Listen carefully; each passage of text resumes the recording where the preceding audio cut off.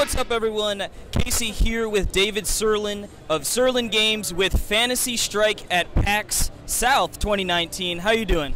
I'm doing great. I don't know too much about this game, so people who don't know what Fantasy Strike is, what's the pitch? Well, the pitch is a little different depending on who we're talking to, because we're kind of for two different audiences. So maybe I'll give you both sides of that. Yeah, perfect. So this is a fighting game, but it's a bit unusual of a fighting game. It's a kind that I haven't really seen before. Fighting games have gotten really complicated over time, and I'm okay with that because I'm a hardcore player. I love Guilty Gear. I was a developer on Street Fighter, by the way.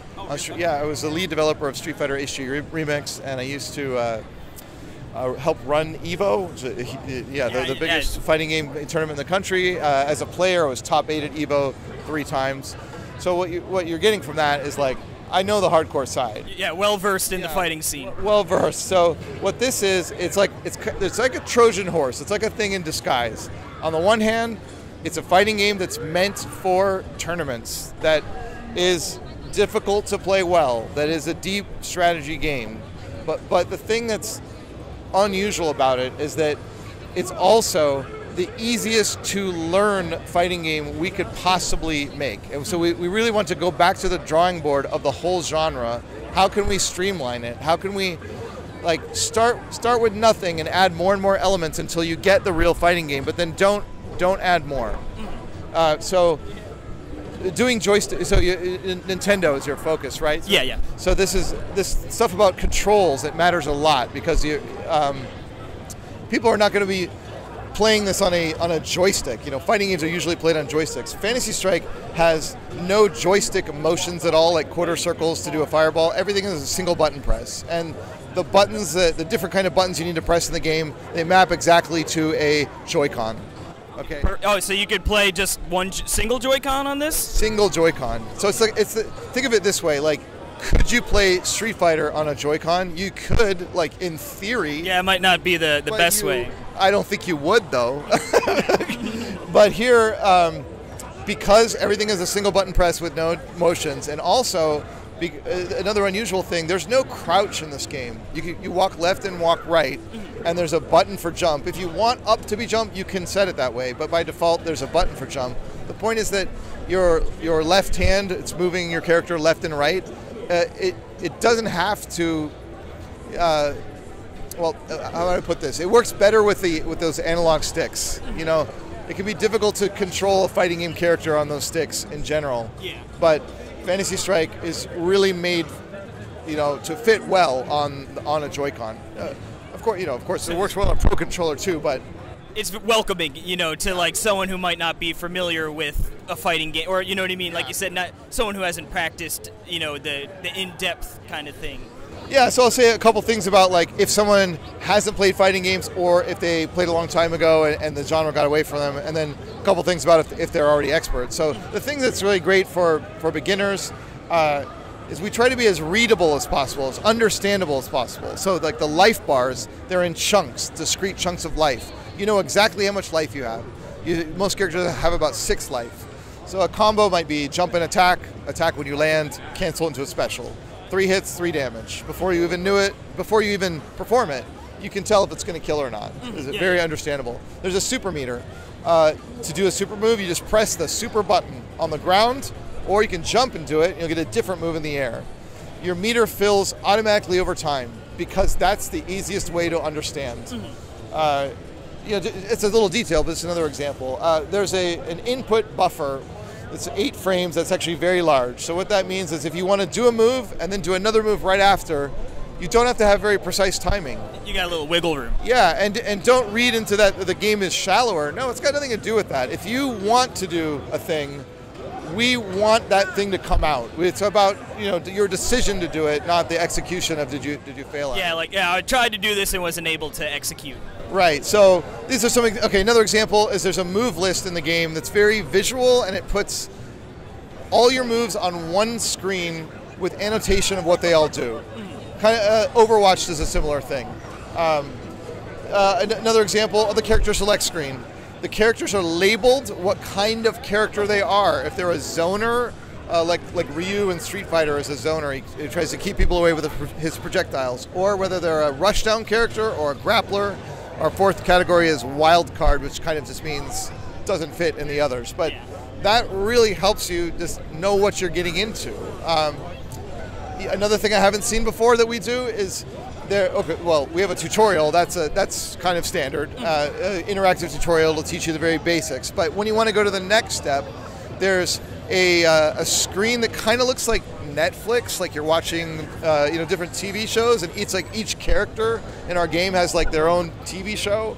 But if you actually click on them, you get a character spotlight video, and what it does is for that character, I walk you through with my narration all of their moves, what are all the properties, all the special little interesting things each of those moves does. How do you put those together into the basic strategy that character wants to do? And I point you in the right direction of how to start playing that little character. Cliff notes for each character, a breakdown. That's cool. Yeah, and I've had some people who have actually played our game for months, and then they watch the spotlight video of their character, and they're like, oh, there's like actually several things that little tricks or details I didn't even know, but they're in the video. That's really cool. Now, as you said, how the life bar is sort of broken up very distinctly, like so you could see. Yeah. Now, does each attack always just sort of take one chunk away, or like that special, is that something that might take more than one chunk? So most moves in the game take one. They'll deal one damage. There's some more powerful ones that deal two, and then Rook, the grappler, his ground super does 3. It's a big throw. Okay. So that's unusual. That's like it's usually 1, but it could be 1, 2, or 3. And there are occasionally some hits that do 0. So, for example, the painter girl, she's supposed to have manic depression. She has highs and lows, and when she paints, she really goes at it and has like a lot of fast motion.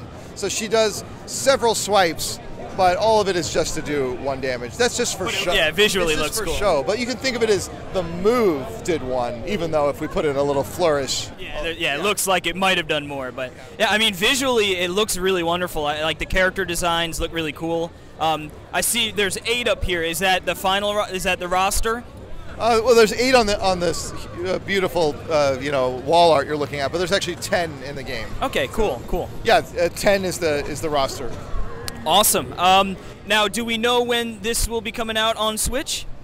So we don't have an exact release date, but it's soon. We're talking 2 to 3 months. Okay, yeah. So yeah, it's upon us almost. Done. Yeah, it's basically done, and we're just working on bug fixing, on being compliant with all the many rules that Nintendo and Sony have, and on last minute optimizations just to make sure it runs as well as it can on consoles. Awesome.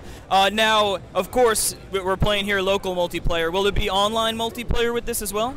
Oh yeah, and we're way into that. So I don't know if you've heard of GGPO or not. It's a networking technology. Okay, it's a way to do fighting game networking technology that is absolutely the best way. That's what we're doing. The standard kind of bad way is you press a button and then your move does not come out right away. There's a delay because you've got to wait for that signal to go to your opponent and then wait for theirs to come back to you, and then you see your move on the screen.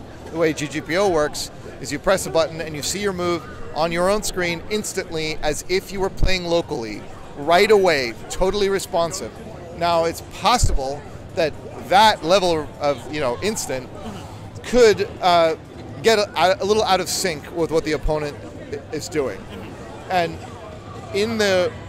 most of the time, it just works fine. Once in a while, there's something called a rollback, where your opponent will pop to the correct state. A little bit of a jump. Yeah. Almost. So as you play any game, not just our game, any game that uses this technology, what the experience is like is very responsive, like you're in the same room most of the time, with some occasional flickers. And we don't have to guess, we know, because this has been done. Part of the process. I'm saying this next statement, it's not like my theory, because this has been done. This is like a tech that's out there, and we see how people react to this versus the other. And the answer is, having the occasional flicker is not just a little better, it's massively, feel better than having to wait every button press. Yeah, I mean, I know like Smash Brothers is real rough online at times, so it's like, and I know with fighting games how important it is to to not have that lag. Yeah, it's got to feel responsive as a fighting game, and when it feels like you're playing underwater and everything's sluggish, it's such a killer. Yeah, it drains. I mean, I've had fighting games that I love and I want to play, and then I feel like I'm playing underwater online, and I can't handle it. Completely different experience. So we have excellent online tech, and I'm in California, and there's a guy in Japan that I play, which is crazy. Like I can't really do that in other fighting games, but I actually play him in Fantasy Strike, and it's fine. Yeah, it's actually, honestly, I mean, I know I'm trying to sell it or something, but honestly, it's a little spooky. Yeah, no, that's great to hear. Yeah, I wanted to tell you another thing about online. So just now we talked about the tech, but a separate concept is the UI, the user interface. You know, how to make it friendly to actually get into online matches, and I think that is a big problem in fighting games. I think fighting games as a genre are really way behind in ease of use of just playing online. So let's say I want to play you. So what do I do? What's the first step? Often, usually, the first step is I create a lobby. That's kind of a weird first step. Like I create a lobby, does it need a name? Is there a password I've got to tell you? How do I tell you the password? It's like this cumbersome, strange thing.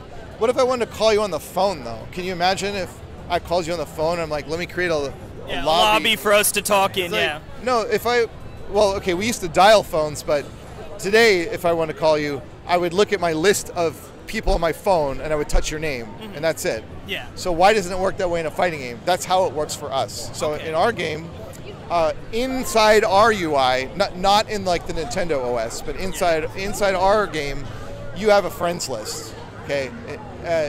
And that friends list, it'll pull from your Nintendo friends automatically. And then you can add friends manually inside our friends list. Now, when you're there, everybody who is around online has a crossed swords icon next to their name. So you click it and you challenge them, and that's it. And you're right into it. Yeah, if they accept, what happens is you're put in the same menu flow as if you were sitting right next to them in the same room. You're put into like local versus with your friend. Just one click. So you see them picking their characters. Yeah. Awesome. Yeah, there's two different modes in local play. There's standard where you pick one character, I pick one, you pick one, and there's team battle. I pick 3, you pick 3. The team battle is very interesting. Maybe I won't get into that right now, but the point is, when we play online, we have that same menu. We can choose one or the other. We can back out, change modes. Nice and smooth. Change our characters. I see you picking your character. You see me picking mine. All like local play. So one click to challenge. And one possible weakness of this is you might say, oh, well, so there's no lobbies, but what if I want to watch? What if, like... Yeah, spectate a fight. Yeah, maybe you and I are playing, but a third person, there's no lobby for them to join. No, there's no lobby on purpose because we're streamlining this to be as few clicks as possible. So we have to give them some way to watch. So here's how that works. You can open your friends list. I mentioned if they are available, there's the crossed swords. But what if I'm playing you, then neither of us is actually available to a third person because we're busy, I'm playing you. So in this case, anybody who's in a game, their crossed swords turns into an eyeball, and if you click it, you just watch them. Right into it. Immediately. There's no confirmation. You just click it and you watch, and it shows you their gameplay. That's awesome. Live gameplay. So what you can do, you can load the game, go to your friends list, which you can do in 2 clicks, and from there just see who's playing, who's already playing, or who's waiting. Watch anybody you want, challenge anybody you want, very fast.